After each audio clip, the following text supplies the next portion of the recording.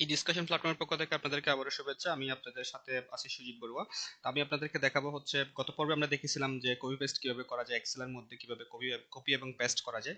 তো আমরা এই পর্বে দেখবো যে কিভাবে কপি পেস্টের আরো কিছু হিডেন ট্রিক্স দেখবো, এবং সাথে হচ্ছে আমরা দেখবো হচ্ছে কিভাবে অটো ফিলের অপশনগুলো কাজ করে এক্সেলের মধ্যে। সো কথা না বলে হচ্ছে সরাসরি আমরা কাজে চলে যাই। তো আমরা গতদিনে যে কপি পেস্টে যে ফাইলটাতে কাজ করছিলাম, আমি সেই ফাইলের মধ্যে ফেরত আসলাম। তো আমি মূলত দেখানোর চেষ্টা করব এই পর্বের মধ্যে কিভাবে হচ্ছে আপনি অনেকগুলো ট্যাবে অনেকগুলো ওয়ার্কশিটের মধ্যে আপনি আপনার হচ্ছে ডাটা একসাথে আপনি কপি পেস্ট করতে পারেন। সো আমি সুবিধার্থে আপনাদেরকে দেখালাম, যেমন হচ্ছে এটা একটা নতুন ওয়ার্কবুক, এটা একটা নতুন ওয়ার্কবুক বা ট্যাব আমি ওপেন করলাম, এটা একটা ট্যাব। আমি নতুন নতুন করে ওয়ার্কবুকের অনেকগুলো ট্যাব আমি ওপেন করে নিলাম। এখন আমি যে কোনো এক জায়গায় আমি কার্সরটা রাখলাম, এখানে আমি কার্সর রাখলাম, অথবা আমি কার্সর না রেখে হয়তো সরাসরি আমি জাস্ট সবগুলো ট্যাব আমি একসাথে সিলেক্ট করলাম। আমি জাস্ট এখানে আসি, আমি হচ্ছে copy paste tab, sheet tab, সবগুলো ট্যাব আমি একসাথে সিলেক্ট করলাম। সিলেক্ট করার পরে আমি হচ্ছে এখানে রাখলাম হচ্ছে একটা এখানে একটা লেখা লিখবো। কপি পেস্ট যে ট্যাবটা আছে, যে মেইন ট্যাবটা আছে, এই ট্যাবের মধ্যে লেখাগুলো লিখবো। সেই লেখাগুলো হচ্ছে আমার বাকি সব ট্যাবের মধ্যে হচ্ছে একই, এই যে আমার হচ্ছে 52 নাম্বার রোর মধ্যে আমার এই, এবং হচ্ছে বি 52 এই রোর মধ্যে হচ্ছে আমার রো এবং কলামের মধ্যে হচ্ছে আমার সবগুলো ট্যাবের মধ্যে এই এখানে যে লেখাটা দিব সেই লেখাটা অটোমেটিক কপি হয়ে যাবে। সো আমরা দেখি কিভাবে কাজটা করা যায়। যেমন আমি এখানে লিখলাম হচ্ছে টেস্ট টেস্ট লিখলাম। তো টেস্ট লেখার পরে আমি জাস্ট ছেড়ে দিলাম। হ্যাঁ, আমি এখন দেখবো যে বাকি সব ট্যাবের মধ্যে লেখাটা আসছে কিনা। 52 নাম্বার শিট, যেহেতু 52 নাম্বার ছিল আমার, আমি দেখবো যে 52 নাম্বার শিট সবগুলোতে আসছে কিনা।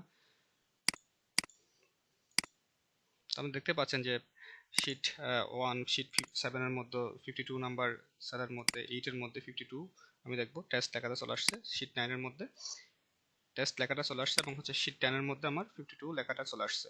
সো আমি যদি কথাটাকে আবার যদি একটু সিকোয়েন্সিয়ালি বলি, যে একটু গোছাই বা সামারি আকারে যদি বলি, দেখা গেল যে বিষয়টা এরকম।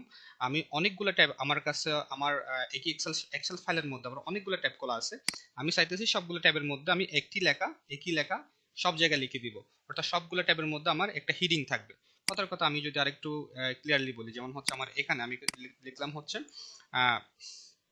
এখানে আমি দেখতে চাই B1, B1 এই রোর মধ্যে আমি এখানে দেখতে চাই যে এখানে একটা এক্সেল বেসিক ট্রেনিং আমি দিলাম। এই লেখাটা আমি সবগুলো ট্যাবের মধ্যে, আমার যতগুলো শিট আছে আমার সবগুলো ট্যাবের মধ্যে আমি দেখতে যাচ্ছি।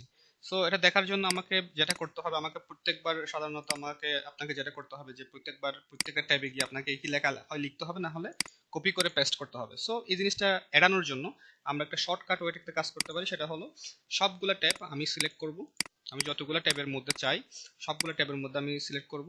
সিলেক্ট করার পরে হচ্ছে আমি যেই ঘরটাতে আমার লেখাটা দেখতেছে, আমি সেই ঘরের মধ্যে আমার লেখাটা আবার লিখে দিব। যেমন হচ্ছে আমি এটা কেটে দিলাম।